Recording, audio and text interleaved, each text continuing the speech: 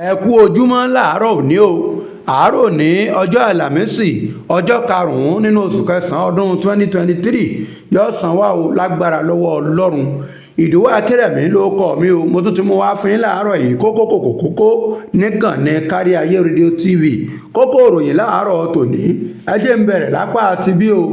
Àwọn àjọ oníreluwé NRC wọ́n mà ti fọwọ́ òsì júwe ilé fáwọn òṣìṣẹ́ wọn kan. Ẹ gbọ́ kí ni wọ́n ṣe? Wọ́n ń fi ọwọ́ gbowó lọ́wọ́ àwọn èrò tí wọn ò sì já tíkẹ́ẹ̀tì níbi ọkọ̀ reluwé tó ń ná Èkó sílùú Ìbàdàn. Ṣé ẹ rí gbogbo ẹ̀yin tẹ́ ẹ fẹ́ gba ìwé ìrìnnà pásítọ̀tì?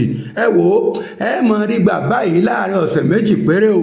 Mínísítà fọ́rọ̀ abẹ́lé òun lọ sọ bẹ́ẹ̀ lórí ọ̀rọ̀ kú Mohbad. Ilé ẹjọ́ wọ́n ti fọwọ́ méjèèjì wọ́n ti ju Naira Marley àti Sam Larry sọ́gbà ẹ̀wọ̀n báyìí náà o. Wọ́n ní ká lọ́ọ́ máa mu gàrí ń bẹ̀ títí tí ìgbẹ́jọ́ yóò fi máa tẹ̀síwájú. Àwọn òrùrù adoko olókorú, àwọn agbébọn, àwọn apaniṣòfò, àwọn báńdíìtì wọ́n ní wọn owó wọn mọ̀ tó tẹ àwọn akẹ́kọ̀ọ́ iléèwé àpapọ̀ 5 kan ní ìpínlẹ̀ Katsina. Ìròyìn eléyìí ni òdùmọ̀ọ́yàn nú o lóní kílẹ̀ ń ṣe eléyìí gan fún àwọn èèyàn méjì wọ́n kú ní fọnáfọnsu tí ọ̀pọ̀lọpọ̀ ti farapa yánnayànna o níbi ìjà tó ń wáyé láàrin ìlú Ifọ̀n Ìlobù nípínlẹ̀ Ọ̀ṣun. Ìròyìn eléyìí lọ́mọ̀ káàrù lọ́kàyànlá.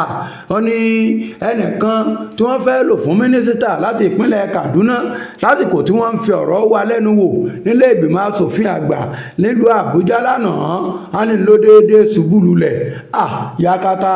A ní síbẹ̀síbẹ̀ àwọn ọmọlẹ́gbìmọ̀ asòfin wọ́n ní wọ́n ti yẹ̀wò fínífíní o, wọ́n sì ló kójú òṣùwọ̀n láti di mínísítà lórílẹ̀‐èdè Nàìjíríà àtàwọn èèyàn méjì míì. Ẹ má gbàgbé o láti darapọ̀ mọ́ wa fọ́lò lórí Facebook lórí ìkànnì Kárí Ayé rédíò TV. Ẹ sì tún fọwọ́sowọ́ kẹ́ subscribe sórí Kárí Ayé TV lórí YouTube. Láàárọ̀ òní ẹ̀ ní lọ bí tí ikú yín ó ti wáyé.